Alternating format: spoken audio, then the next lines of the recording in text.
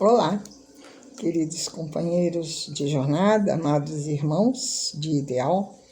Aqui estamos para mais um vídeo, continuando as passagens do Evangelho segundo o Espiritismo. E a passagem de hoje é sobre o egoísmo. Está lá no Evangelho segundo o Espiritismo, no capítulo 11, no item 11. Tratai todos os homens como quereríeis que eles vos tratassem. Está no Evangelho de Lucas, no capítulo 6, no versículo 31. O egoísmo é a úlcera moral que degenera o organismo espiritual da criatura humana. Remanescente do primarismo, que lhe é dominante, responde por incontáveis males que a afligem, assim como a sociedade, dificultando o progresso, que é fatalidade inevitável. A terapia eficiente para tão terrível flagelo é o altruísmo, por desenvolver os sentimentos superiores que defluem da razão e do discernimento, ampliando assim as possibilidades de crescimento interior de cada um no rumo infinito da sua evolução. Sabe disfarçar-se de variadas maneiras, justificando-se com habilidade, a fim de prosseguir como agente de destruição dos bens da vida. Uma atitude de firmeza ante os objetivos morais a serem conquistados deve caracterizar todo aquele que pretende evoluir, libertando-se dessa maneira desse inclemente algoz que permanece devorando ideais e submetendo as massas ao seu talante e talento infeliz. O homem, Jesus, enfrentou com toda a sua trajetória e soube freá-lo nas suas investidas de orgulho ferido, de inveja sistemática, de pessimismo, de presunção descabida. Nele encontramos o exemplo máximo do altruísmo afetuoso, mas não servil, em razão do seu sentimento equilibrado. Assim era Jesus. Harmônico, à luz da psicologia profunda, tudo em Jesus é exemplo de equilíbrio e de sabedoria. De temperamento introspectivo, jamais ele se apresentou conturbado ou receoso, depressivo ou tímido. A sua introspecção podia ser compreendida em razão da sua realidade, de ser interexistente, vivendo o mundo físico, objetivo imediato, e o mundo espiritual, extrafísico, transcendental, nunca se permitindo deter em uma esfera vibratória sem participação ativa na outra. A fé dele foi e permanece sendo uma psicologia totalmente diversa da conhecida antes ou anualmente, porque assentado em um biotipo sentimental, nunca porém sentimentaloide, que compreendia as dores do mundo e procurava diminuí-las sem atormentar-se.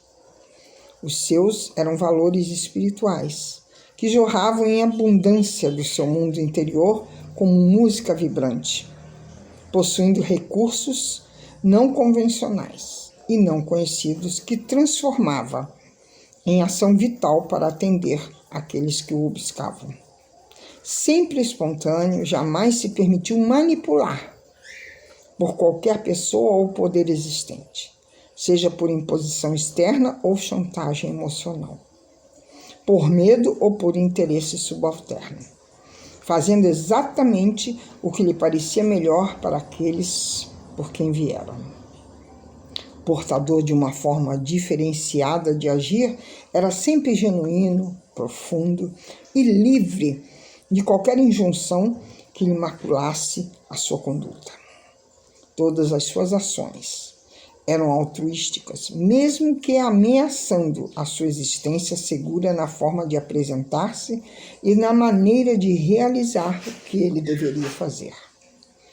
Excedido, não se permitia qualquer tipo de hesitação ou de conformidade com o estabelecido, procurando demonstrar o sentido exato significativo da existência terrena.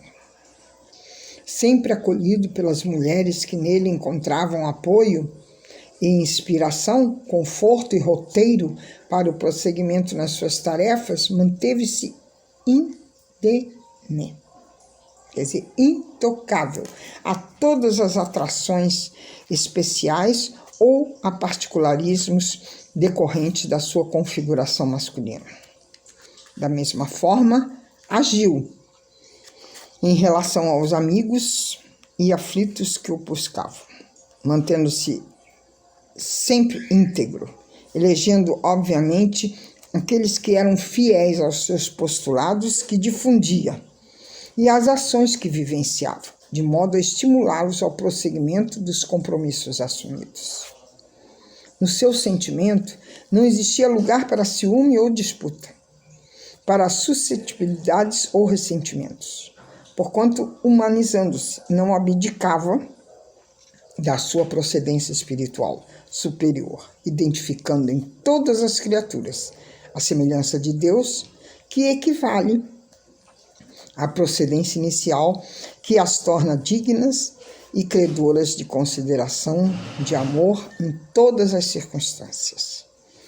Ainda do ponto de vista da psicologia profunda, Jesus rompeu com o fator denominado alucinação masculina, não se firmando somente nesse lado positivo da sua condição terrenal, tampouco fixando-se na alucinação feminina, da fragilidade e da emotividade desordenada da mulher, e de então tornando-se o ser fundamental, total e irretocável do pensamento histórico. Esse sentimento harmônico foi sua característica essencial, que se nos apresenta como a única forma de poder entender-se o homem Jesus, o Filho de Deus. Jamais deificado na sua humanidade, pois que se assim o fora, lhe tiraria toda a grandeza e eloquência do ministério, colocando-o acima das injunções convencionais e próprias de todos os seres com os quais conviveu e orientou, propondo-lhes o reino dos céus, que afirmava encontrar-se no próprio coração, simbolicamente a área do sentimento. Jesus o demonstrou quando afirmou que são bem-aventurados os puros de coração, exaltando a faculdade de amar e de ser altruísta a todo aquele que lhe acercava. Ele não se misturava ao coletivo, embora estivesse nas massas, evitando sempre o condicionamento da cultura da época e suas exigências absurdas com mesquinhas. Ele inaugurou um novo modo de viver, uma nova psicologia de comportamento, uma diferente experiência de compreensão da vida. Jamais se apegou a qualquer coisa, valores terrestres, projeção social ou política, que são peculiares à natureza humana em determinado estágio da evolução e que constituem infantilidade moral e espiritual, compatível com as exigências do mundo exterior. A sua conduta foi irrepreensível e a sua alegria de servir ao Pai através dos seus irmãos demonstrou o verdadeiro sentido do altruísmo, que deve sempre estar florescendo nos sentimentos gerais. É tão extraordinária a figura psicológica de Jesus que ele não se repetia, não se permitia redundâncias monoteístas, sendo um incansável discípulo, conquistador de novas experiências iluminativas, para ajudar a todos aqueles que o cercavam, inclusive seus discípulos, todos ao alto crescimento e tornando-se assim um modelo, sem aparência presunçosa e humilhante, face à afabilidade e simplicidade com que ele se conduzia. A sua espontaneidade foi enriquecedora. facultando que todos se lhe acercassem com naturalidade e confiança, compartilhando do conhecimento de que era dotado, experimentando o conforto moral que dele se irradiava em silêncio ou verbalmente. Toda a sua existência foi uma sintonia profunda de amor, que ia até aos extremos da caridade total, por identificar no ego das criaturas o adversário soez e extravagante, responsável pelas desídias, pelo inconformismo, pelas ambições desnaturadas, que levadas ao extremo fomenta as guerras e gera os infortúnios que vêm atravessando os tempos. Enquanto o egoísmo conspira contra a caridade, esta é a terapia eficiente, única de que dispõe a vida para desenvolver os sentimentos de fraternidade e de justiça entre os homens. À medida que o ser humano adquira conhecimentos e desenvolva o sentimento de dignificação, o egoísmo cederá a passo uma nova mentalidade psicológica e comportamental, portadora de saúde tanto quanto de enriquecimento emocional para captar a felicidade a que todos nós aspiramos. Nunca será demasiado esperar-se que esse sentimento de caridade tenha início no imo dentro de nós e se espraia alterando a paisagem terrestre, sem esperar que outrem o faça, o que pode representar, assim, um mecanismo egóico de transferência de oportunidade e de realização. Quando o homem se impregna do sentimento de amor sem jaça, naturalmente sintoniza com o psiquismo do homem Jesus, passando a receber-lhe a inspiração, ao tempo em que flui emoções incomuns que se caracterizam através da alegria de viver e de agir. A caridade proporciona segurança social, respeito pela natureza em todas as suas expressões, motivação para uma vida engrandecida. Ela expressa como nenhuma outra proposta transformadora a lei do amor, que é a alma da vida. Em Jesus não há tragicidade, conforme se observa na conduta de outros líderes, de outros homens, porque ele soube converter a desgraça em fator de elevação como lição na qual as ocorrências são sempre instrumentos de processo de crescimento para Deus, sejam sob quais formas se apresentem. Igualmente, nunca houve comédia, a alegria vulgar com que se pretende justificar a frivolidade egoística. Na sua seriedade pairavam doçura e jovialidade, configuradas na beleza que se exteriorizava, acalmando assim as paixões e orientando as vidas.